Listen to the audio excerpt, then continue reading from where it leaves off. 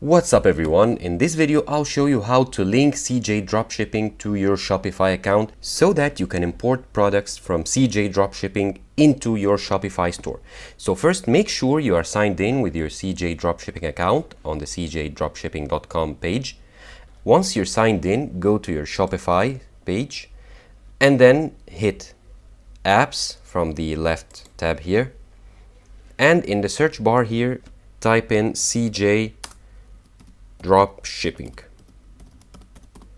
Hit enter, and that's the app we want, CJ Dropshipping, with the CJ Dropshipping icon. Click on that and make sure the developer is CJ Dropshipping so that you have the right app, and click on add app. Then click on install app here, and here you just want to confirm it's your CJ Dropshipping email that you're signed in with, and then check here to agree to the agreement, and then click on authorize.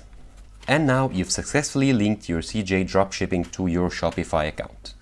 Now to access it, return to your Shopify page, then go to settings, scroll down a bit and click on apps and sales channels.